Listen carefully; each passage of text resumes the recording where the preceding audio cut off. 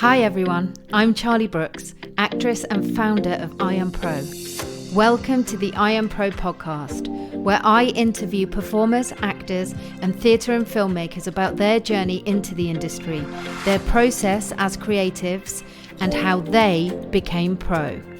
So sit back, enjoy, while I extract all of the juiciest information we need.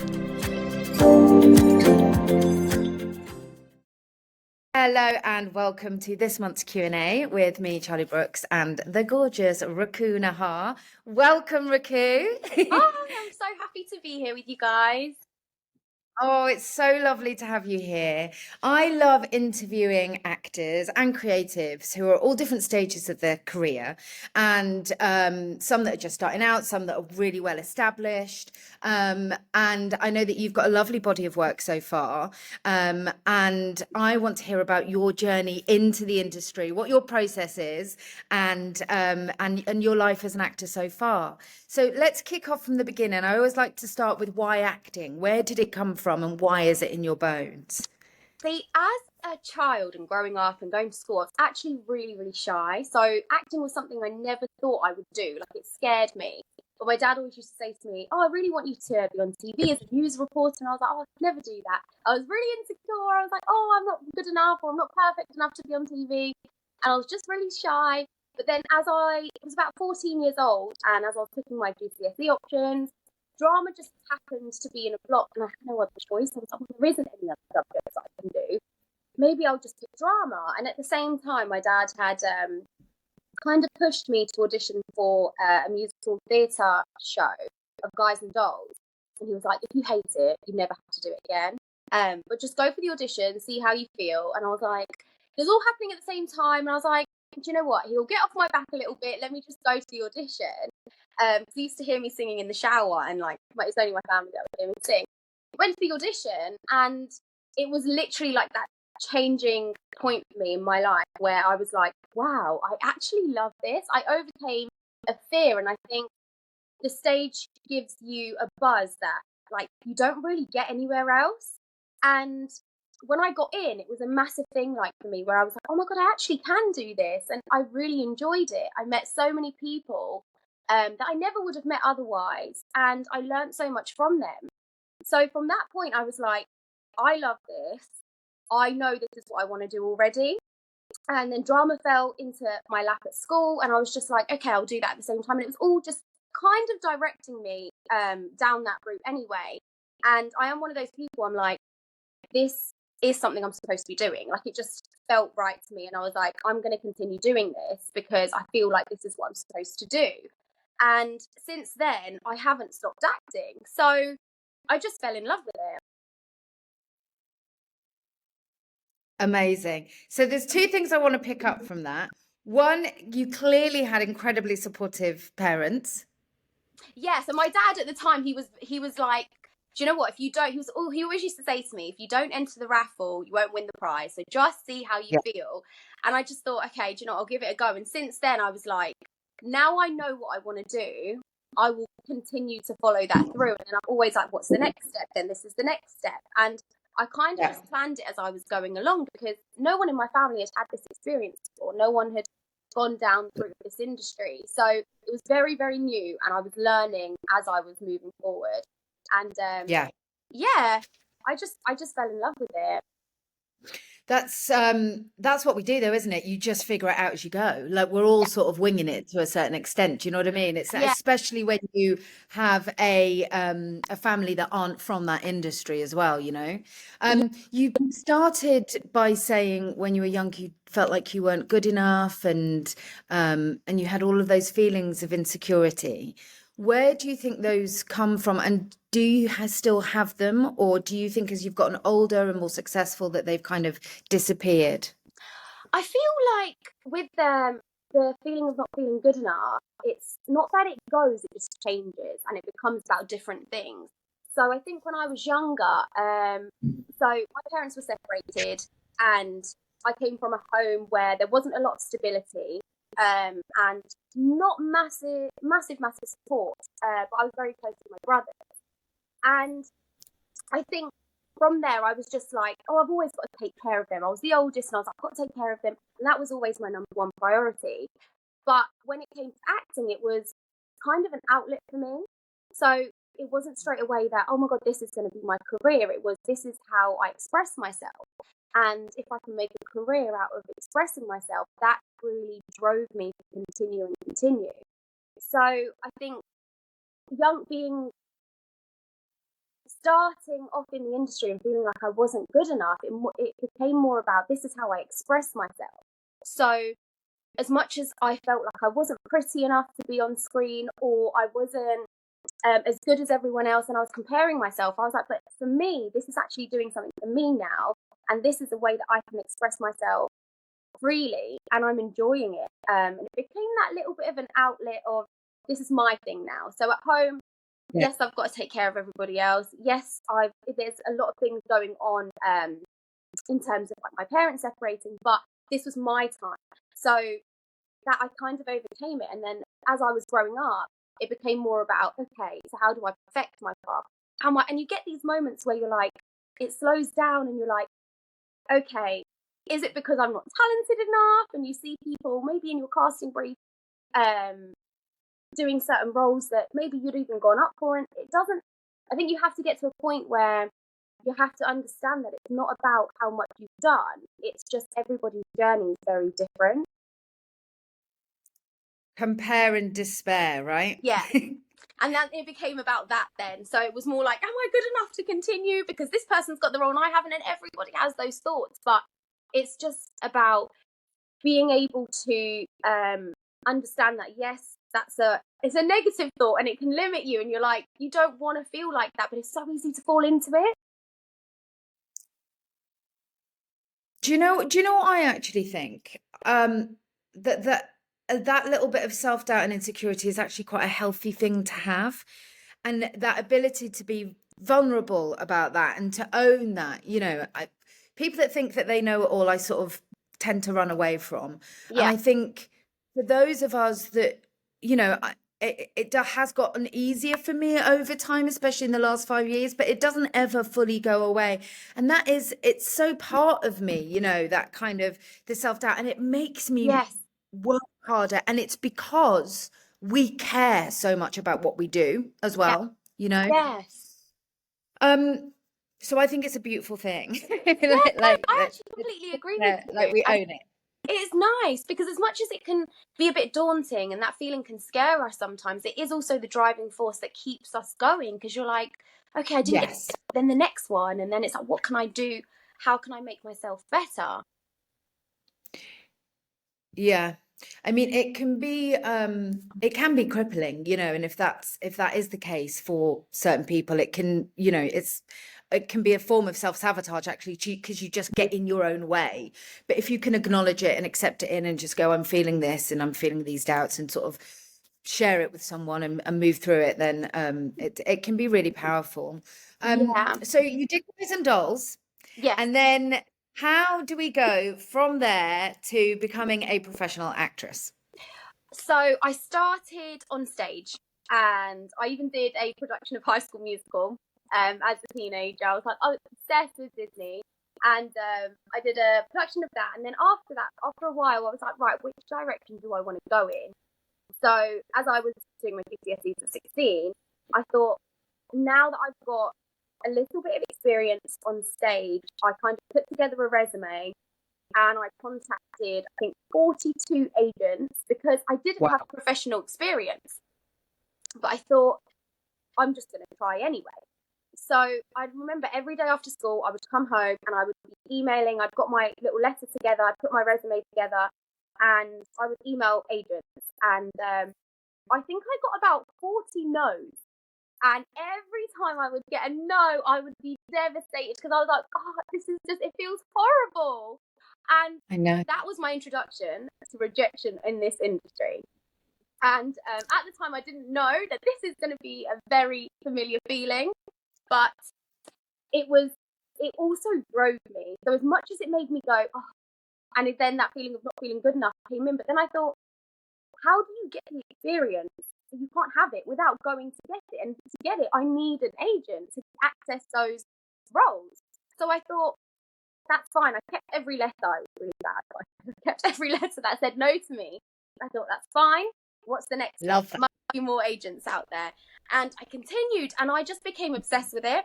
And it took one agent to say yes to me and invite me for a meeting. And I thought, it made all those 40 no's worth it, because I was like, now I've got one.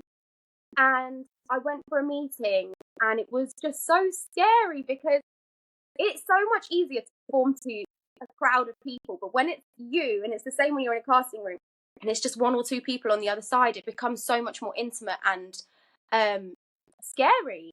So that was my first experience. I went into London. I'd had a meeting with an agent, and we'd sat down. He'd given me a script. I didn't even know about learning lines. Like, this was very, very new for me, to learn lines in a way for screen, not theatre this time. So we'd sat down. I'd done a little audition with him, and we'd had a meeting. We'd spoken a little bit about me, and I was just so nervous, because when it came to playing a character, I was so comfortable being able to embody someone else. But when we spoke about me, I was just like, oh, I don't know what to say, because I feel like I don't know if they're going to be what I'm looking for. So I had the meeting, and I was just, at that point, I was like, I don't know, but I'm going to leave it to God. If it's supposed to happen, it's supposed to happen. And I really feel like this is my journey. So I left it. And then I think during that week, whilst I was at school, I got the call saying Rukku would love to sign you. And that feeling was like, now I know why I've been doing this. And it was huge for me, because coming from where I come from, Bedford's quite a small town. I didn't know anyone that was doing what I was doing. And all my teachers at school were encouraging me to focus on my GCSEs, because I was quite academic, and focus on going to university and doing a literature degree. And I just thought, I can do that, but that's not what I do. So when I got the yes from the agent who I'd signed with, and auditions kept coming through, I got to the point where I was going through doing my GCSEs, then my A levels, and I was still auditioning. So to balance auditions in London and then still being able to do A levels, it was so difficult. I would be doing coursework on the train. There'd be sometimes I'd have to miss school the next day to go to an audition, and it became nearly impossible to do both. I'll be honest, it became so busy, and my teachers were like, right, why don't we just drop your agent? I thought, I haven't worked this hard, I'm just not going to do it, because they were like, it's taken over your life too much. And I just thought, I don't want to be doing this. So I went against what they said. I did continue going to auditions, because that's where I just felt like I needed to be and where I wanted to be. And when it came to picking out, do I want to go to university or drama school, my agent said to me, look, Rukku, let's take a gap year, continue doing what you're doing, and if after that you want to go to uni, you've got the option, there's no rush. And I think he was such an important part of my life, because my first agent really directed and shaped my career from the beginning. So he made me feel like I had the confidence to make that decision. And then once I made that decision, amazing. Yeah, it's so supportive, because I'd never had someone in my life say to me, it's okay to take that risk. Like, it's going to be fun. Yeah. And I'm on that gap year even now. So we were lucky enough to book work. I had flown for the first time by myself, and everything just felt like I've made the right decision. And I never went back, because even at school, I would get calls from my agent, and I'd be like, I'm sorry, I need to take this, it's my agent. And I sounded like such a brat in my lesson. And I got so many detentions, but I just knew it was worth it. And I was like, I'm not trying to be rude or horrible, be a really naughty child. It's just, I am going to take the call though. So I was very much like, I know what I'm doing. Yep. Couple of things there. I really identify, by the way, with the intimate setting where you have to have a conversation and be you. I mean, you hear people say it all the time, you know, you become an actor because you escape yourself and you sort of become other people. Yeah. And I sometimes feel that same pressure. And I think that comes from a slight insecurity as well. And I think it comes from feeling like when you're really being listened to and watched and judged, I kind of go, ah. And you're like, oh my God, they're watching every part of me. Yeah, it's so daunting. But you do get used to it, but there's still a part of you that's like, don't ask me about me. Can we just talk about the character? I know so much, even now. Do you know what I love though? I love that, you probably went through some things at school when you were saying, oh, I've got to take this from my age, and people want you to stay exactly where you're meant to be. And it I takes a really brave person to just go, actually, I'm going to step fully into what I want and what I want to be, even if you feel slightly embarrassed or whatever about that, because people want you to kind of stay small It's and stay so in your true. space. And I really do feel Yeah. like if you want to get into acting on screen or in theatre, I don't feel like, and unfortunately, I'm not saying this for every school, but a lot of schools don't really know how to push you towards that direction. So they just tell you what they know, and it's like stick to whatever the criteria is, stick to the process of how things are supposed to be done at school. But it doesn't allow Yes. you to be yourself, and it doesn't allow you to make decisions based on what you actually want to do. So that really, And you're like you said, it is a very brave decision to like, actually, I'm not going to do what I'm being told here by people that are a lot older than me, have a lot more experience in life.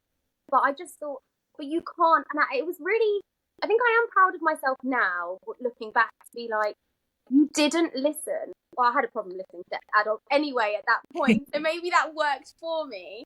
But I was just like, I don't trust you to make those decisions to me because you're not living the life that I want to live. So if you were, I would take your advice. yeah, but also you trusted yourself enough to step into that power, and you should feel proud. I can really easily forget, and I hear your story and I think about my own story, and like the sheer determination that us two little girls had to Yeah, follow a dream and to make it happen, is I look back and I go, God, sweetheart, I was really brave, and I'm really proud of you. I've learned to kind of yeah, myself quite kindly now in a world where I can be very brutal with myself, still can be. There's also a huge compassion that I have for myself and my younger self, where you kind of go, you did good. You really went after a dream, yeah, and it and I'm hearing the same thing come through. definitely, because it is very easy, and I'll be honest, even um, culturally, because I'm Indian, and a lot of Yeah. South Asian families aren't very supportive of this career because they think, well, how can it make you money? If it doesn't make you instant money and it's not guaranteed, it's not a stable career. And I think there, because my family were separated and there wasn't a lot of no one really telling me what the right thing or the wrong thing was, I had to work a lot of things out for myself, which helped me make that Mhm. decision as well. Because I was like, okay, if I'm thinking about just what I want to do, I always follow what I love. Let me just continue following my gut. And it's such a risky thing to do. But again, now looking back, it doesn't make you so proud because you're like, wow, like that's who you are. That's a part of who I am. Mm. It's a risky thing to do, but also it takes time to learn to really listen to what I say it takes time. Like I listened to it early on. I just knew with every part of my body that was what I wanted and that's what I went for, Yeah, But in a world where culturally, like you say, there would have been a lot of obstacles, I would imagine, coming your way, to just hold on to that.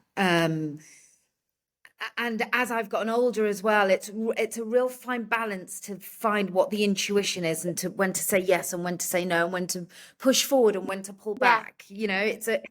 It's a balancing act, isn't it? yeah, And you refine it with time. But thank God we started out on a good yeah. footing with That's our like the first step, isn't it?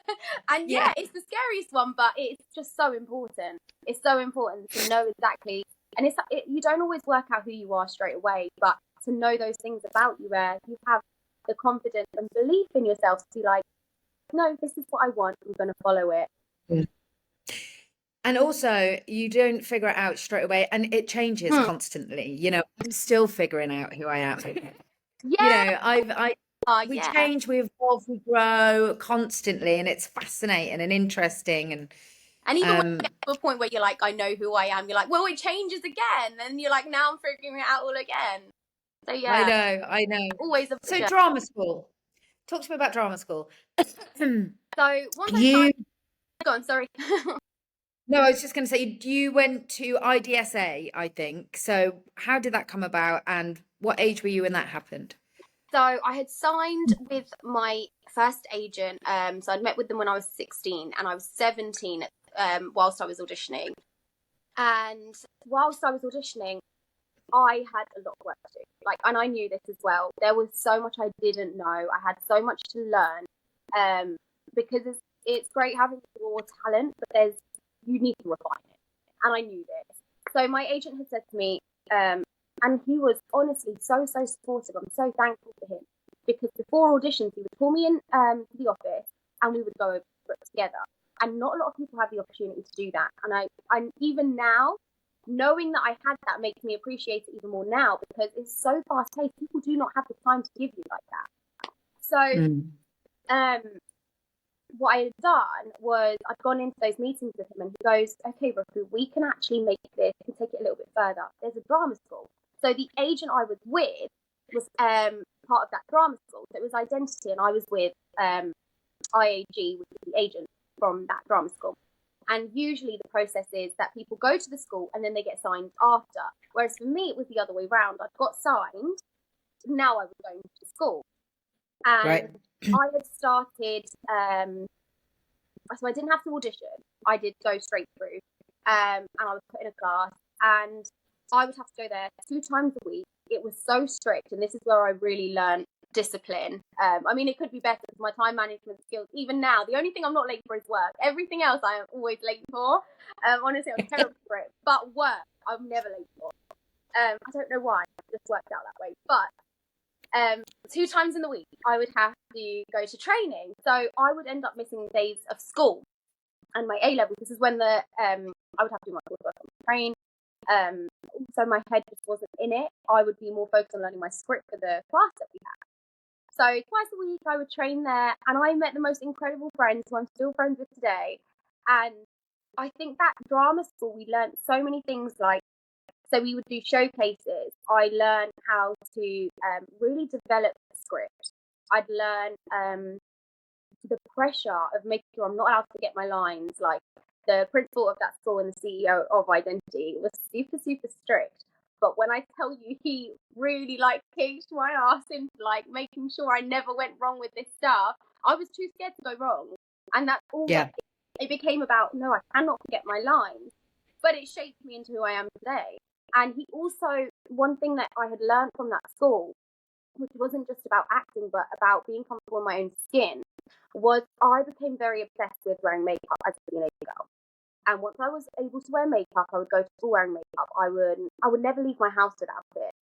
And going to that school taught me you're not allowed to wear makeup. You have to go in your own skin. So even Wow. when I was going to auditions, I was told you're not allowed to wear fake eyelashes. And for me at the time, I was like, oh my God, what, I'm not allowed to wear fake eyelashes. I'm going to look ugly. And it then taught me it's not about looking pretty. It's about owning who you are. And it took years for me to actually accept being comfortable in my own skin. But that's the Yeah. biggest thing that I took away from that drama school. You would think that it's acting skills, and I learned all of that. But for me, the biggest thing I took away was being comfortable in my own skin. And I'm so thankful for that training. And for me to be told, take those off when you're not going into the audition room. And I thought, I need that to stay in my life. And once I did it, I thought, that wasn't so bad. And even now, I'm learning more and more to be comfortable in my own skin. But that was like a real kick that I needed for me to feel Yeah. like it's okay and it's fine. I don't have to go out with loads of makeup on. I can go out, be myself. And it then became about being a character and how can I be truthful to that instead of how can I be pretty to that. Yeah. That is really powerful, and for me, it's definitely a constant work in progress. But actually, I'm really pleased to say, like, for me, I was never afraid of like not wearing makeup, embracing my ugly on screen, getting down and dirty with it. Like, Yeah. and I think that is really, it's a journey for lots of people, but it's really powerful when you Yeah. get to that It point, really is. It's freeing. Like, it's just so Yeah, freeing. It totally. takes a weight off your shoulders and you're able to perform in a different Yeah. way. Yeah, I totally agree. So your process, let's get into the nitty-gritty of your process, if of course you have one. Some people do, some people don't. I've heard so many different variations in these chats, So let's Yeah. just talk a little bit about that. So my process into getting into a role. So your process, so say you get a script, what are the first things that you do and how do you approach the character? So the first thing, We're in TV, we're in the world of TV. yes. So when I receive a script, is this for an audition or once I've got the role? Once you've got the role. Okay, so I would have had an idea about what the character's like. But I always feel like there's so much between the lines that you can learn about a character instead of what's just on the page in front of you. So that's what I first and foremost research for. So I'll try and read the script, any material that they've given me, I will try and read that. And I don't read it in depth, I'll skim first, just to get an idea of who this character is. I like to answer questions like where she comes from, how she's got to the point that she's at in her life. And then I will make notes. So I always annotate my script, and I'll make notes to the side about anything I've learned about her, what her intentions are with certain characters, just to build a little bit of a life for her almost, just so I understand. And then the last thing I'll do is learn the lines. Because once I know who she is, that's when I get to line learning. Because for me, it's like, it's not so much remembering the words, it's about remembering why she's saying those words. And when she's quiet, what she's doing and what her thoughts are.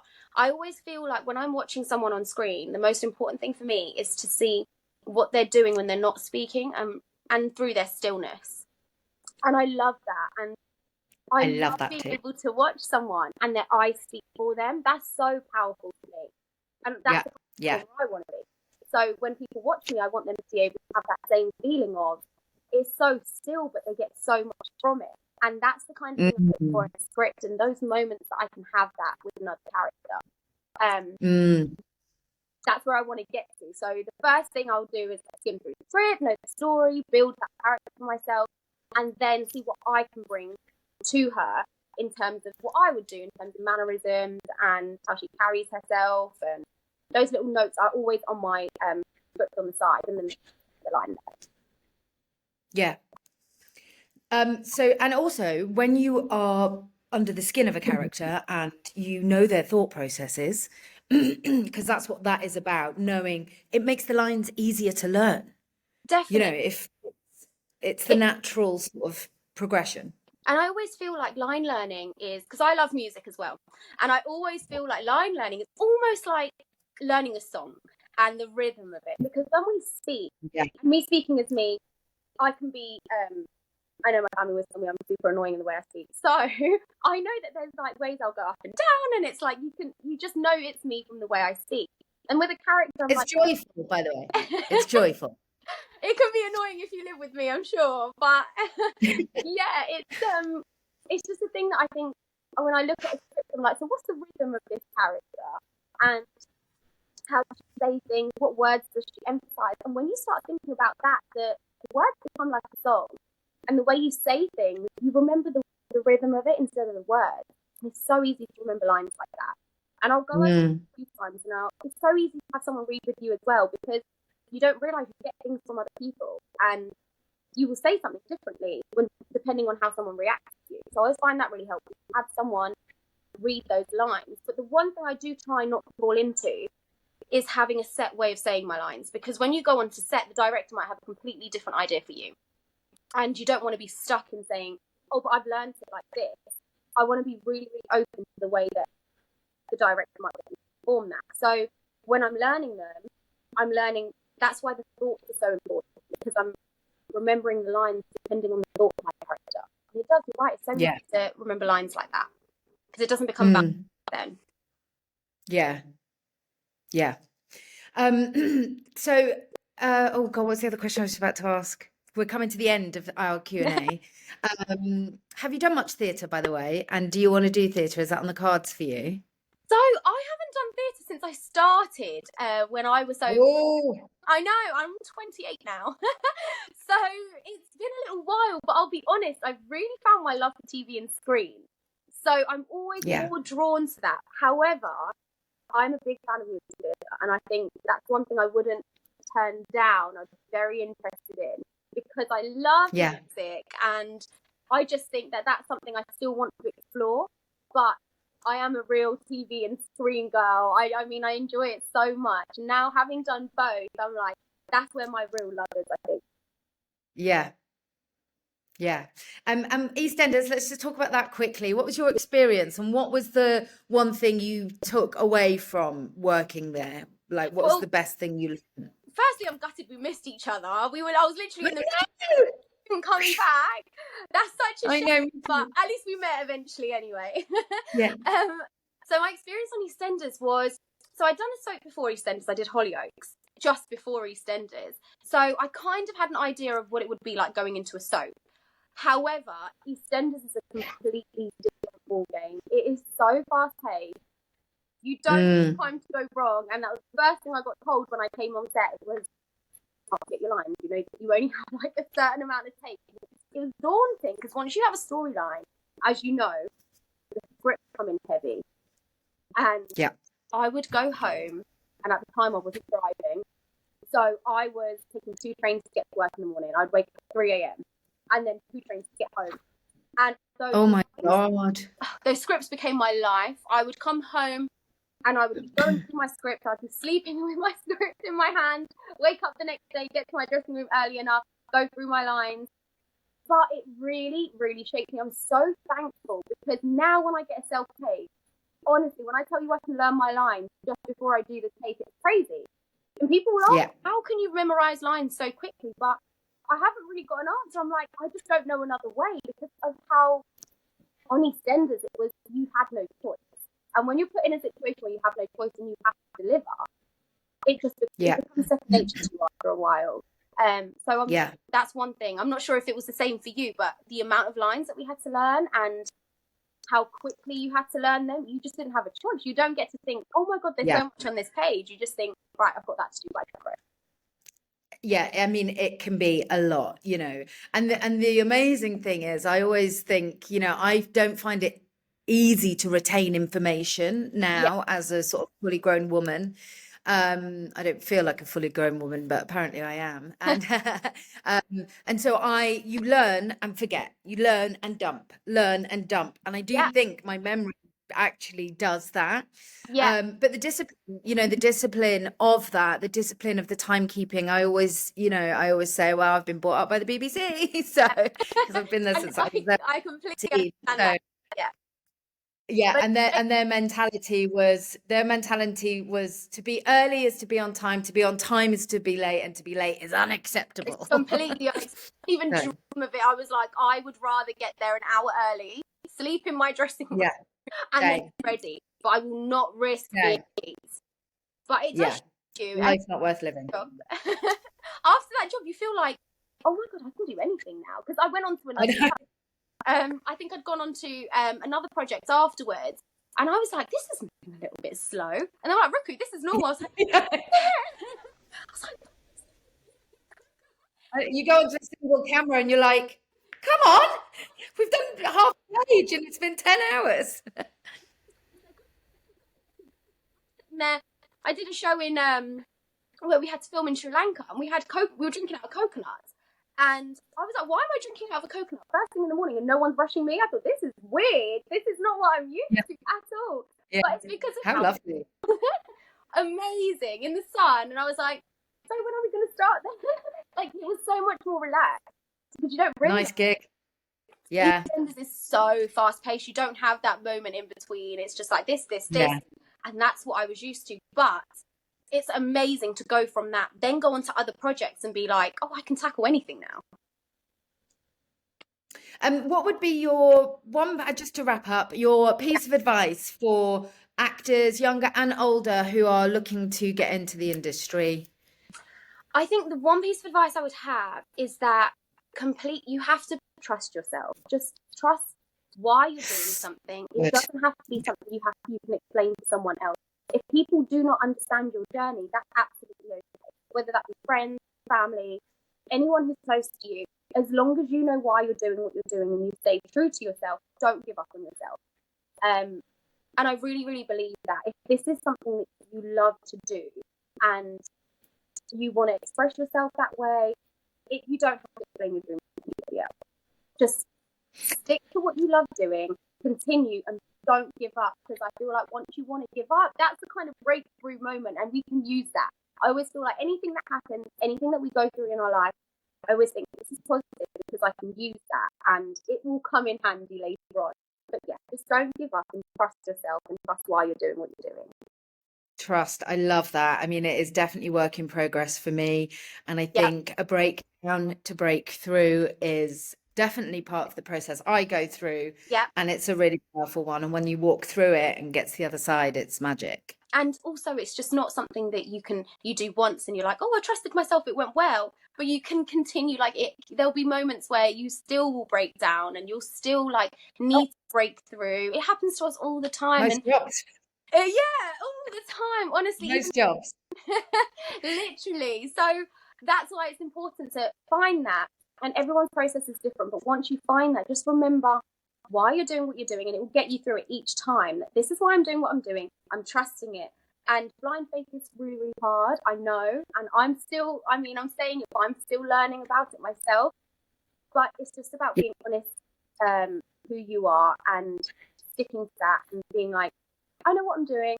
I know why I'm doing it. And I'm going to continue. Darling Rukku, thank you so much. It's been an absolute pleasure to speak to you today. Thank you for your time. Me. Of course. Thank you for having me. I've loved this little chat. Oh, it's been wicked. Honestly, thank you. And I no doubt you are going to help somebody who is on their own journey, into the performing arts, which is joyful, difficult, challenging, brilliant, magical, all of those things. So yeah, thanks for being here. Thanks for having me, Charlie. It's been lovely. I hope our paths cross soon. Sending you so much love. I'm sure they will. Take care. Have fun in Ibiza. Bye. Bye, darling. Bye. Thanks for listening. If you enjoyed this episode, remember to hit the subscribe button. And for more information on IAMPRO, visit iampro.com or follow us on Insta @IAMPRO.